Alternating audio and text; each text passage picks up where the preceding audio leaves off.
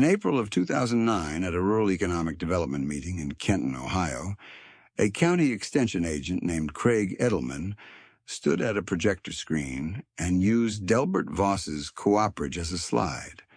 The slide said Legacy Asset Sinks, and below that heading, in a neat bullet, it said museum-grade operations that belong in a heritage exhibit, not a balance sheet. Del Voss was in the third row.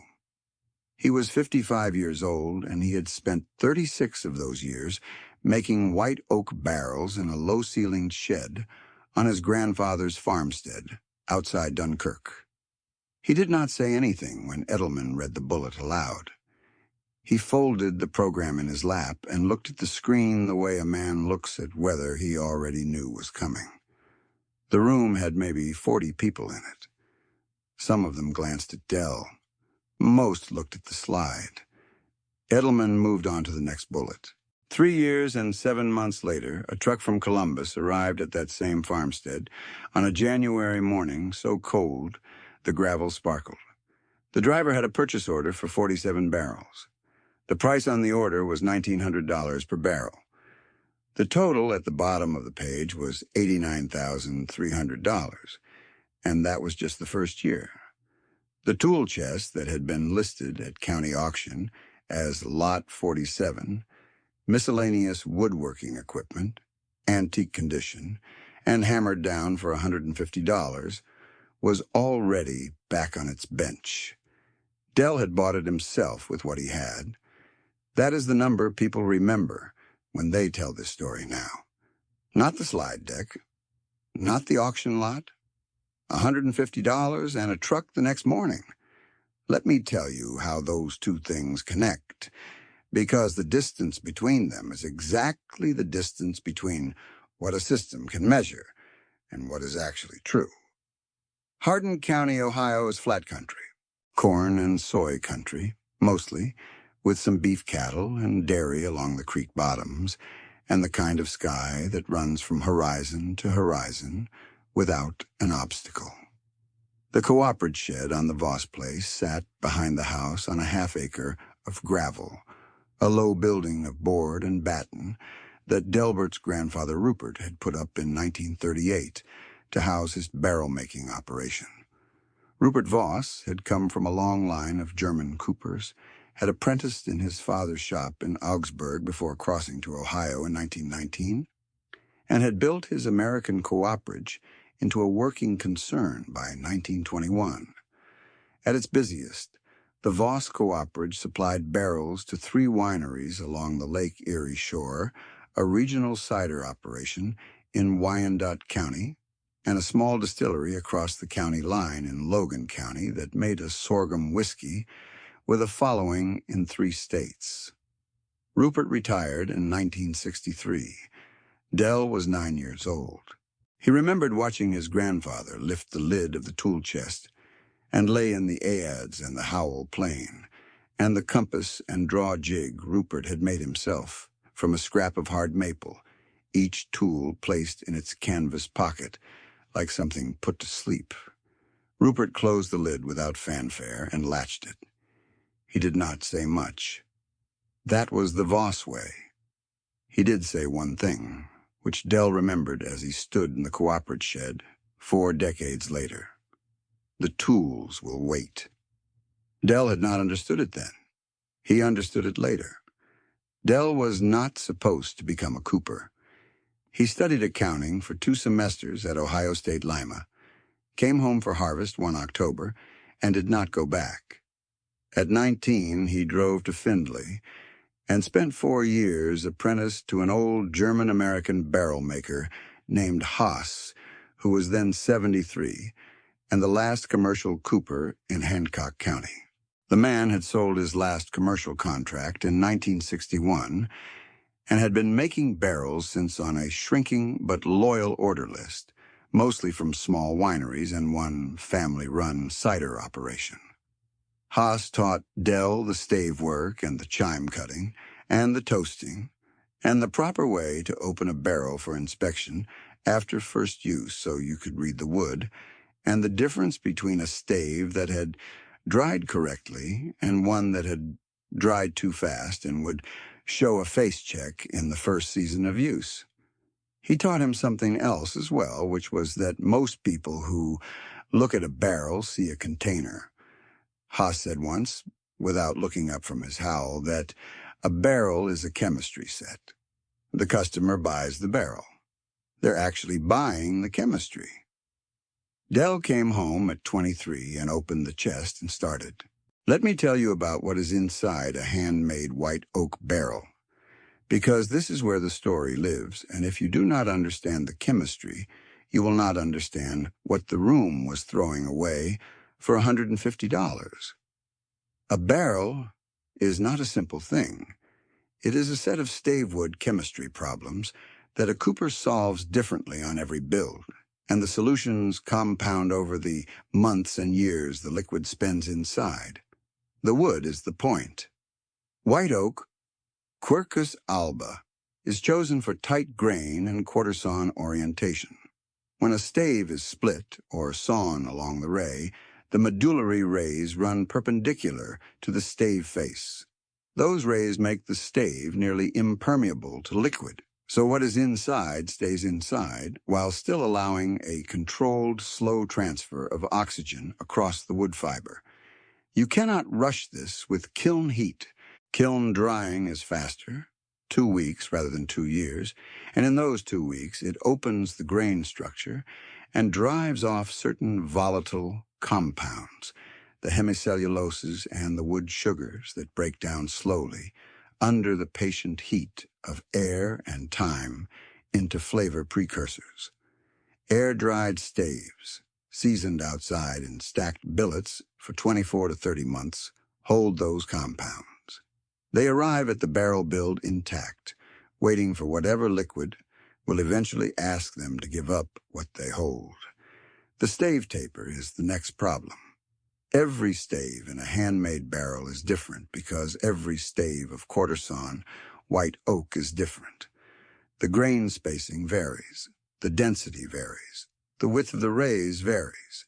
They are split and jointed by hand along the grain, then fitted to their neighbors with a jointer plane, and the taper that gives the barrel its bilge, its widest circumference at the middle, is achieved through the compass and draw method.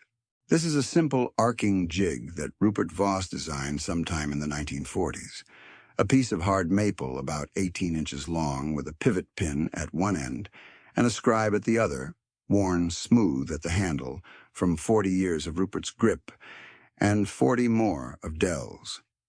You set the stave in the vise, seat the pivot, and draw the arc that tells you exactly how much the outer face must taper across its length to create the bilge curvature you want. Then you plane to the line. Then you move to the next stave. Each one is fitted to its neighbor at the mating face, so that when the hoops drive them together under pressure, there is no gap, no tolerance to fill with anything chemical or mechanical. The tightness is the barrel. A tight barrel holds what a loose one spills. Rupert had written that on the inside cover of his leather-bound instruction journal in 1952, in ink that was already fading by the time Dell found it, and it was the best description of the whole enterprise Dell had ever read. The toasting is the last problem, and the most consequential. The interior of a finished barrel is charred over an open flame built inside the barrel itself. The staves still open at the head end, fed with chips and a careful hand for a timed interval that produces one of several char degrees, light, medium, heavy, or heavy plus.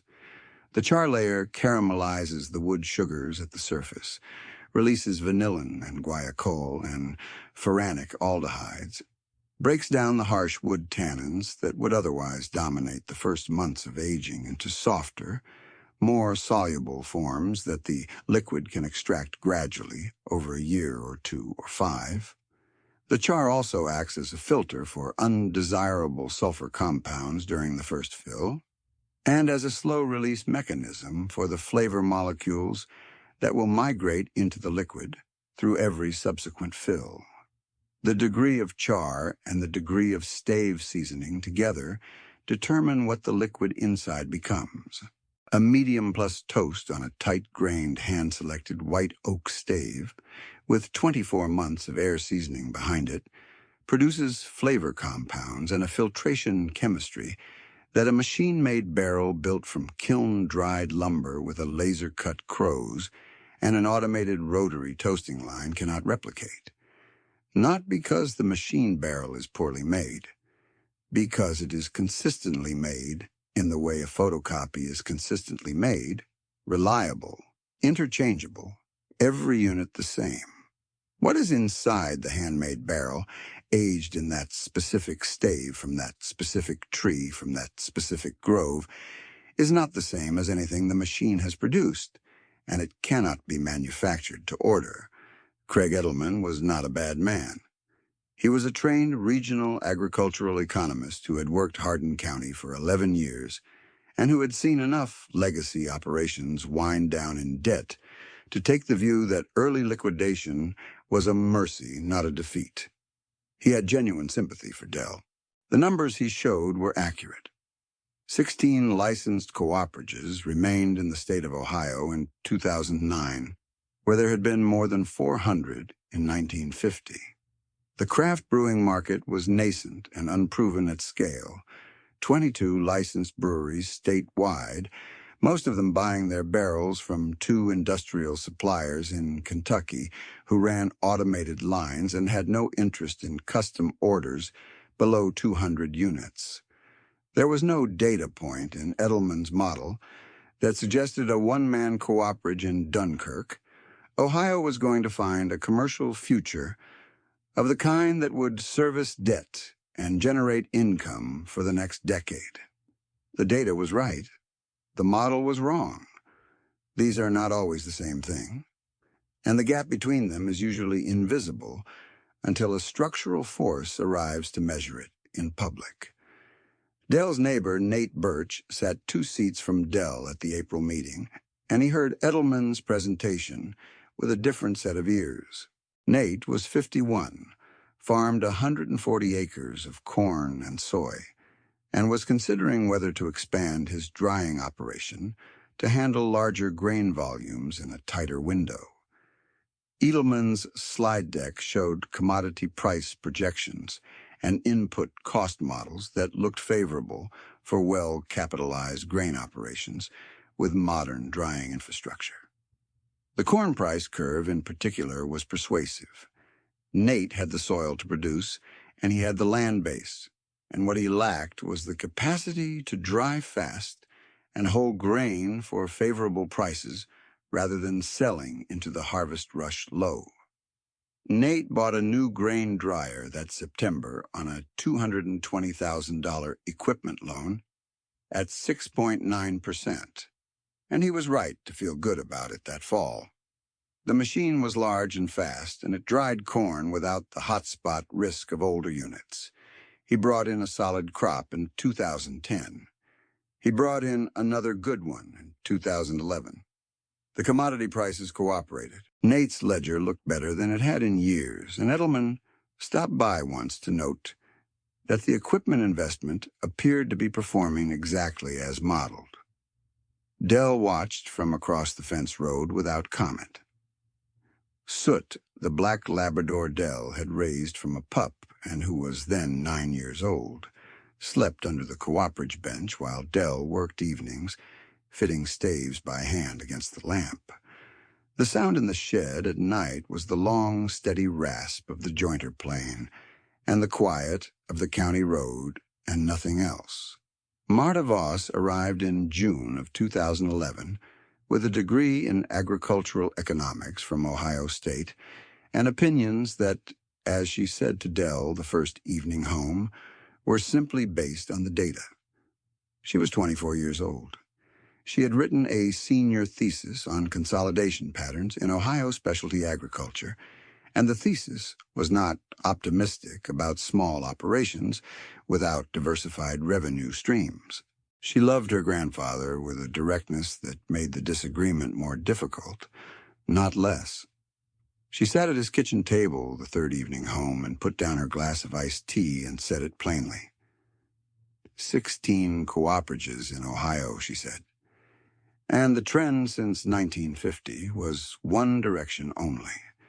She had numbers for craft brewing market penetration in Ohio that suggested the growth was real, but the demand for non-industrial barrel formats was still too small and too dispersed to sustain a one-person artisan operation at a price point above what the industrial suppliers could offer on small lots. She had run the model. She put the paper on the table. Dell read it. He was quiet for a while. He said his great-great-grandfather had made barrels in Bavaria, and his great-grandfather had made them in Hardin County, and he had made them himself for 37 years, and nobody had yet made the barrel that does what a handmade barrel does. He said it without heat, without argument, without the edge of a man who needed her to agree.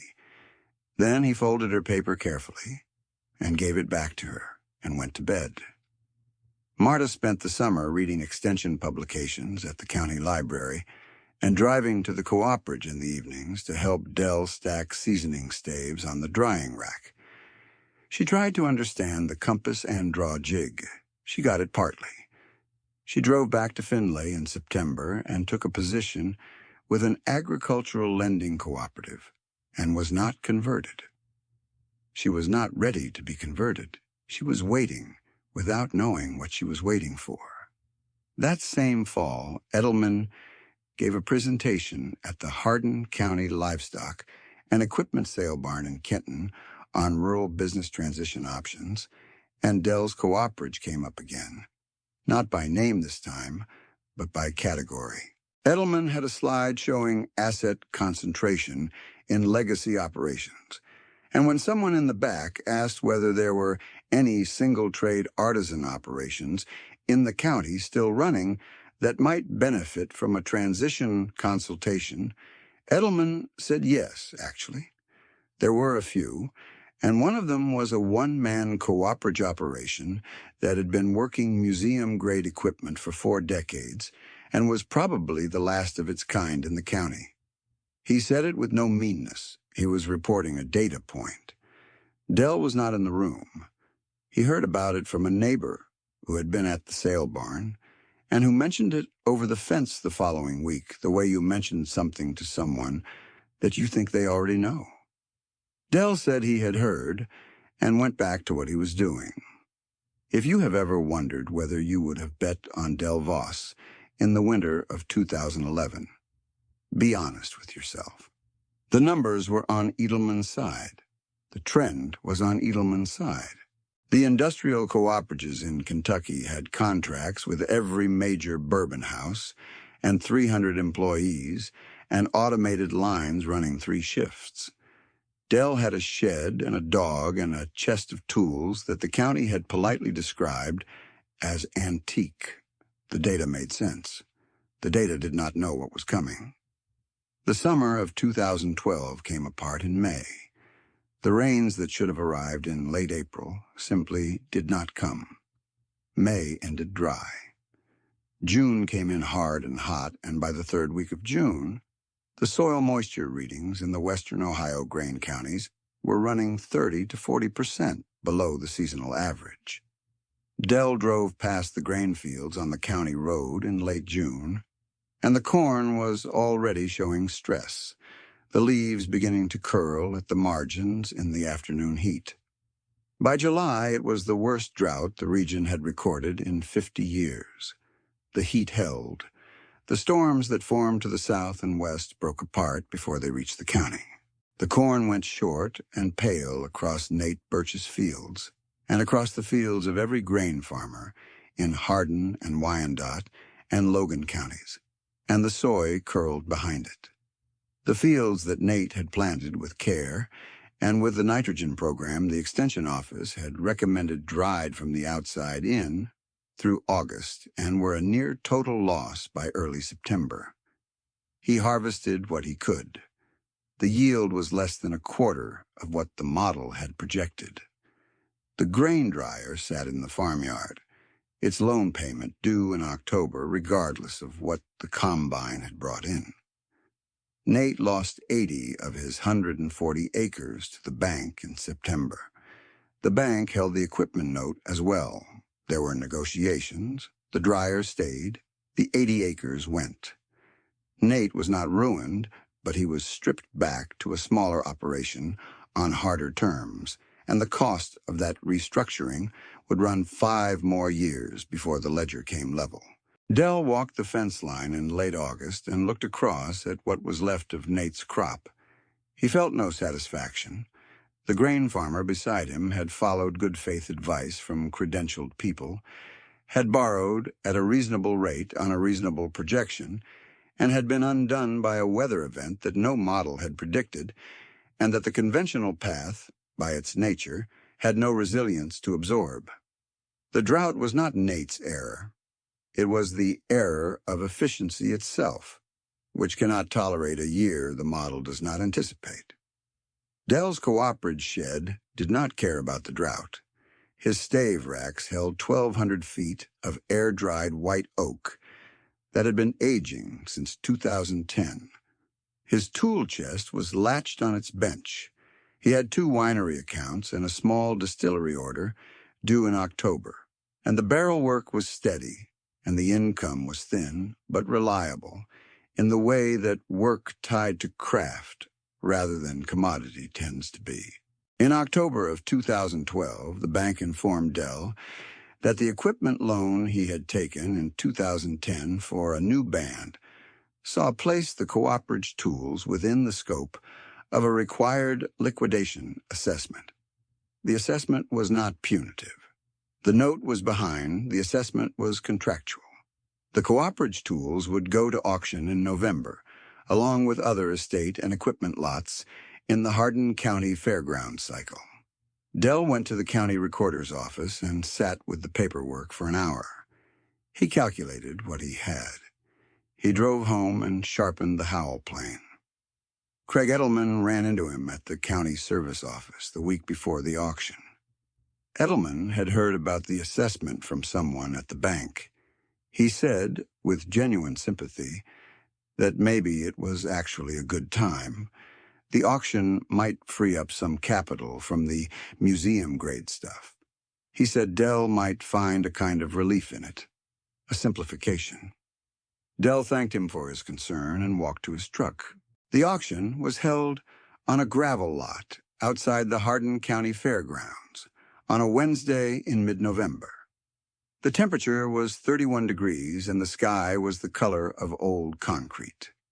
Dell parked at the far edge of the lot and walked Soot on the gravel while the early lots moved.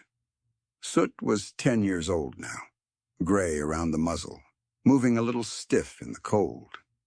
He stayed at Dell's left heel with the automatic loyalty of a dog who had been at that heel for a decade.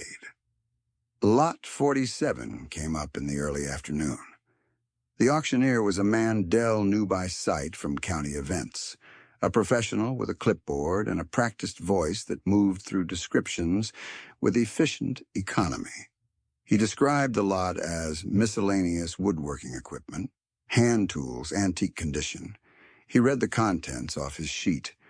The tool chest, oak, iron fittings, interior fitted for hand tools, adzes, planes, assorted woodworking implements.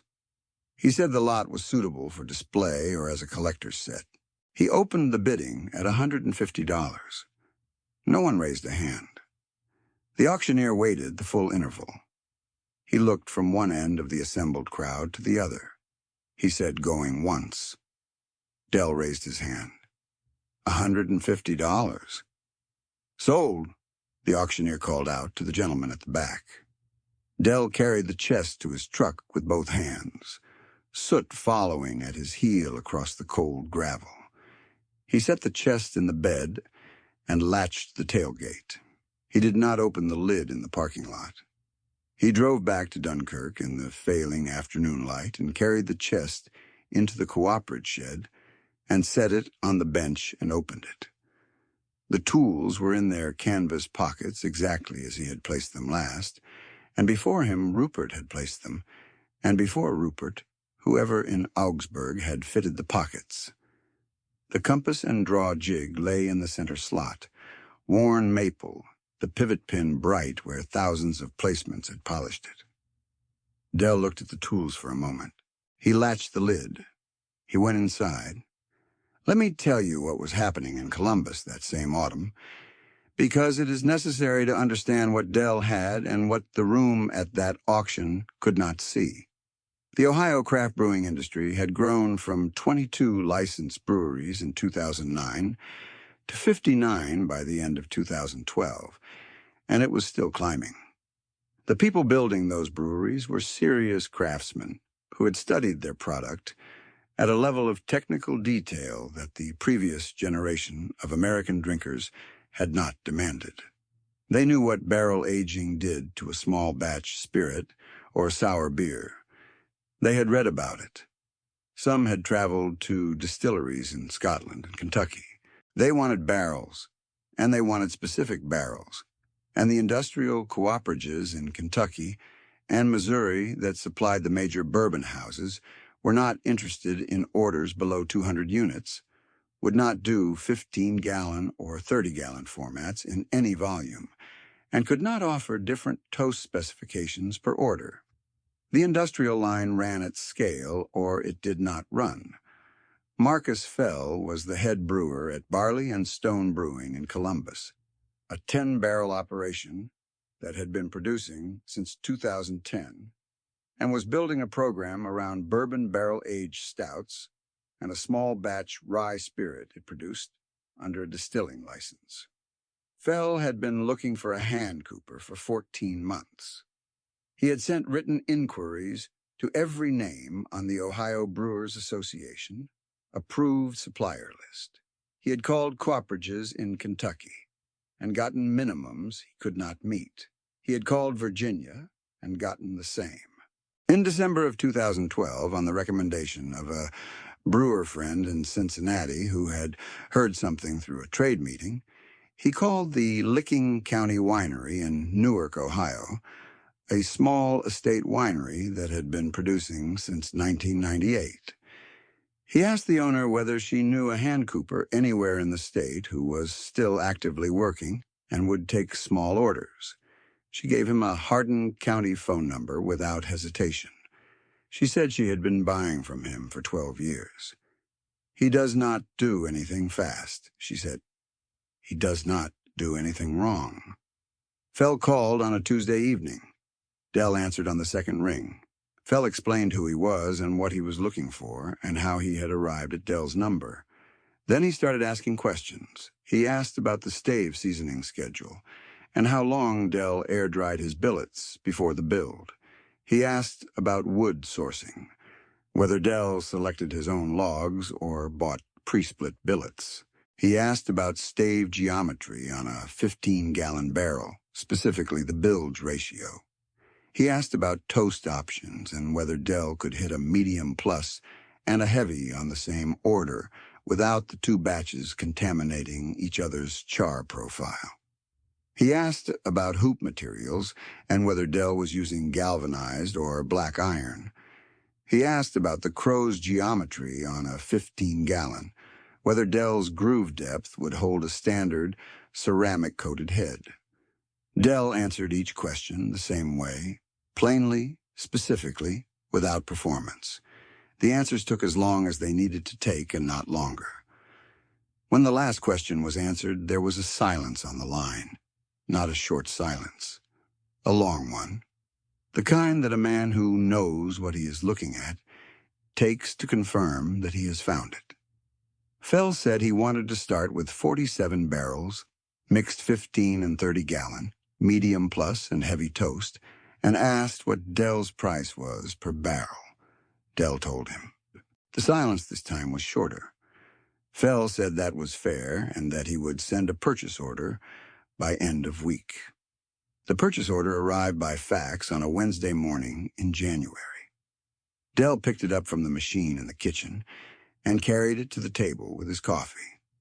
He set it down and put on his reading glasses and looked at it. The header had the brewery name and the Columbus address. Below that, the order quantities: 22 15-gallon barrels, medium plus toast; 25 30-gallon barrels, heavy toast. Below the quantities, the per-unit price: $1,900 per barrel. He looked at that number for a moment. He had named it himself on the phone. It was a number he had been arriving at from his own costs and his own labor for years, and had never gotten to charge because there had been no market to charge it to. He moved his finger down the page to the total line: $89,300. He put the paper down. He looked out the window at the cooperative shed. The shed was exactly as it had been when he carried the tool chest back to the bench in November, board and batten, frost on the gravel, the light already on inside from the hours before first light when he had been fitting staves. He looked at it for what may have been 2 minutes or 5. There was no feeling in it that he knew how to name cleanly. It was closer to the feeling of a thing settling than a thing arriving. The way a stave seats under hoop pressure and gives up the last gap. Nothing dramatic, just the fit completing itself. He read the number a second time to be sure he had read it right. He had. Then he called Marta in Findlay. She drove out that Saturday. Dell handed her the purchase order across the kitchen table without comment. She read it once and set it down and picked it up and read it again. She looked at the cooperative shed through the kitchen window. She was quiet for a long time. She said finally that he had known. He said he had not known. He had known what the barrel does. He had not known when someone would want it badly enough to pay for it. She looked at the number again and asked how long he had been waiting. He said he had been making barrels for 39 years and had not been waiting for anything in particular. The truck from Columbus arrived the following Monday morning, one day after Dell had confirmed the order by telephone with Fell's office. It arrived before 8 o'clock, a flatbed with a Columbus address on the door panel. The driver was a young man who climbed down from the cab and shook Dell's hand in the yard and followed him to the cooperative shed. Dell had 3 barrels on the finished rack. The driver looked at them. He picked up the nearest one and turned it, examining the chime work and the head fit and the hoop set. He ran a thumb along a stave mating face and did not find a gap. He set it down. He said these were good. Dell said they were tight. The driver loaded the 3 finished barrels on the truck and left with a signed copy of the purchase order. The remaining 44 barrels would go out over the following months. Dell was already at the bench when the truck turned off the gravel. $150. That is what the assembled room at the Hardin County Fairgrounds had offered for everything in that chest. The aids with the curved face, and the hickory handle that Rupert had reshafted in 1947. The Howell plane with the adjustable sole for finishing stave hollows. The crow's plane that cut the groove for the head. The flagging irons for seating the rush and the heading vise for holding the head while the crows took it. The compass and draw jig in the center slot, worn maple, shaped once and never changed because it was right the first time. All of it, $150. Nobody bid above it. The room was not wrong. The room simply could not see what those tools were for, because the room was measuring with a model that did not contain what was coming. Craig Edelman drove out to the Voss Cooperative in the spring of 2014. His office was compiling a rural development success story for the county commissioners, and Dell's name had come up in 2 separate conversations. Edelman drove the clean university pickup down the gravel road and parked beside the shed and stood in the doorway for a moment, taking in the stave racks and the finished barrels stacked against the wall with brewery addresses chalked on the heads. There were names from Columbus and Cincinnati, and one from Cleveland. Dell was working a stave with the joiner plane. He waved Edelman in without stopping. Edelman walked the shed slowly. He stopped at the compass and draw jig hanging on its peg and lifted it down and turned it in his hands. He had a clipboard and a notebook, but he was not writing. He looked at the billets on the drying rack and at the tool chest open on the bench and at the tight stack of finished barrels. He said he had thought Dell would be better off selling it. Dell set the plane down. He said he had been wrong about that. Dell said he knew. Dell took the jig back and hung it on its peg. He picked up a stave blank from the rack and handed it to Edelman and told him to run his thumb across the grain. Edelman ran his thumb across the face of the stave the way Dell showed him, perpendicular to the medullary rays, and tried to feel what Dell felt in the differential resistance, the places where the rays were tight and the places where they opened slightly. He could not quite read it yet. He held the stave for a long time, trying. Dell watched without comment. That effort, that silence, that willingness to hold a piece of wood and try to learn what it said was as close to a recalibration as Craig Edelman would formally make. The Ohio craft brewing industry reached 81 licensed breweries in 2013 and kept climbing. Del Voss added 2 more brewery accounts in the year following the Columbus order, and a small-scale bourbon distillery in Defiance County came in 2014. His annual revenue from barrel orders reached $94,000 within 18 months of the first truck. He received 2 inquiries about expanding the operation, one from a Columbus investor group that described itself as interested in heritage craft platforms and spoke about scaling the barrel-making model. Dell declined both times. The shed was paid for. The gravel was level. The tools were on the bench, and the wood was on the rack, and the orders were filled in the order they arrived. That was enough. It was not sentiment. It was a calculation about what the shed could do well, and what scaling would do to the quality of what the shed produced. Marta came back in the summer of 2013, not to the lending cooperative in Findlay, but to the cooperage. She had thought about the purchase order number for 6 months, and she had thought about other things alongside it.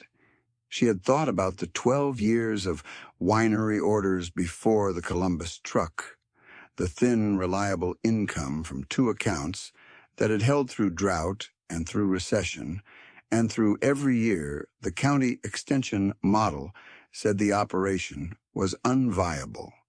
She had thought about the auction lot, about a room full of people standing in 31-degree cold in a gravel parking lot, looking at a chest of tools with Rupert Voss's handwriting on the canvas pockets and not raising a hand above $150.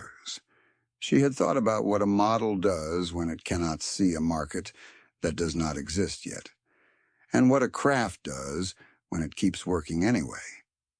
She came on a Tuesday morning and found Dell in the shed toasting a barrel. He was holding the barrel steady over the firebox with both hands, rotating it on its axis every 30 seconds in the even, patient way he always moved.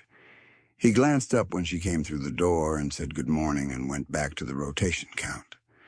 She sat on the stave rack and watched him work for 15 minutes without saying anything. She had not watched that closely since she was a child. She noticed things she had not registered before. The way he checked the char color at the head end by tilting the barrel toward the light. The way he counted the rotation by something other than a clock, some internal measure she could not read from outside. When he set the barrel down and hooped it off the fire, he told her she could work if she wanted. She said she wanted to learn the jig first, the compass and draw. She had tried before and could not get the geometry. He took the jig off its peg. He spent 3 evenings showing her the geometry and the physics. Dell got out the jig and spent 3 evenings showing her the geometry and the physics. By the end of the 3rd evening, she could taper a stave to a consistent bilge without measuring twice. Her hands were good. She already understood the grain reading better than most apprentices at the same stage because she had been watching Dell's hands at the bench since she was old enough to walk across the gravel to the shed. That kind of learning does not register as learning while it is happening. It registers later, when the hands know something the head has not yet claimed. Dell handed her Rupert's journal that winter. He set it on the kitchen table the way Rupert had placed tools into their canvas pockets, without ceremony, without a speech. He said she should probably read the whole thing before spring.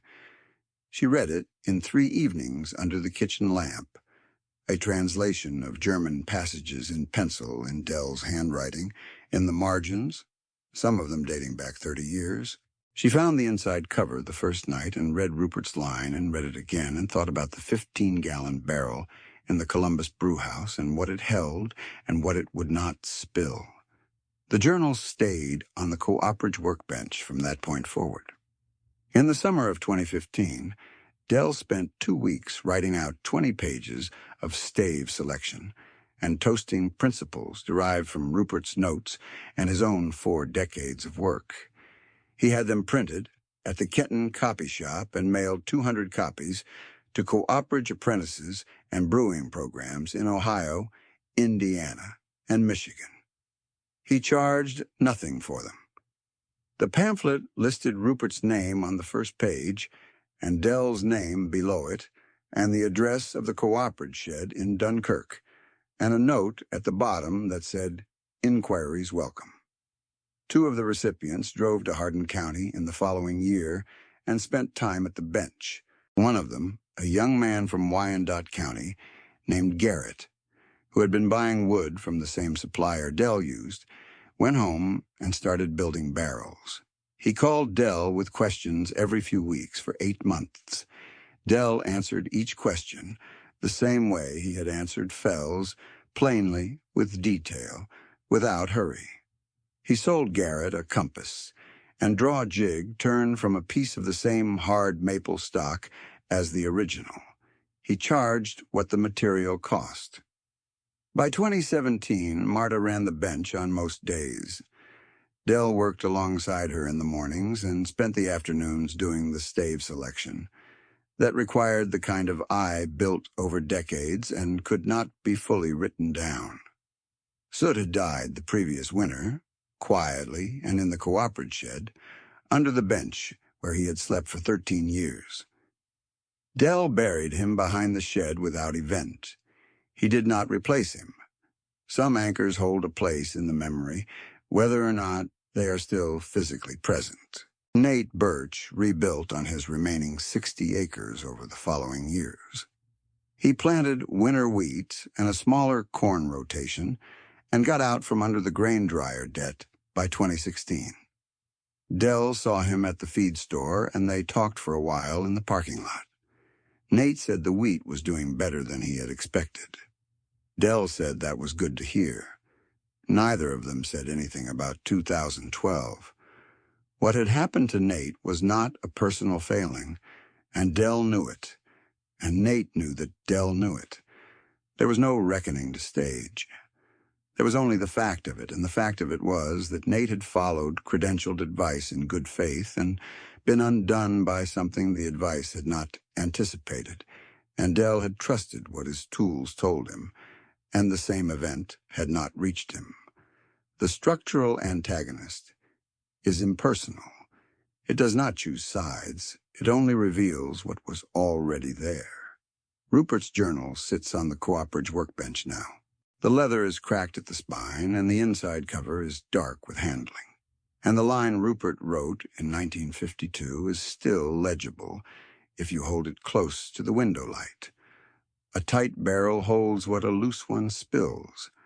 Marta reads it sometimes, not for instruction, but for the sound of it, the way a sentence that has been tested over 70 years of barrel work feels different in the hand from a sentence that was only written. Her hands are getting the plane right. The bilge geometry on her barrels is within a tolerance that Dell's eye can no longer fault. There are 2 kinds of knowing. and they have very different time horizons. One kind runs numbers through a model and produces a projection, and the projection is clean and legible, and sometimes precisely wrong at the moment it matters most. The other kind is slow and material and specific to one piece of ground, one species of wood, one set of tools shaped for a particular geometry over a century of use. It lives in a compass and draw jig and a line of fading ink in a leather book, and in the difference a trained thumb feels between a stave that will hold and one that will weep at the face. It cannot be put into a spreadsheet. It cannot be assessed in a liquidation column. It does not appear in a county slide deck under any heading that makes it legible to the people in the room. It shows up in January on a flatbed truck with a purchase order, when the market finally catches up to what the craft already knew. The auction lot was $150. The truck came the next morning. What belongs to a place does not become worthless because a room fails to bid on it.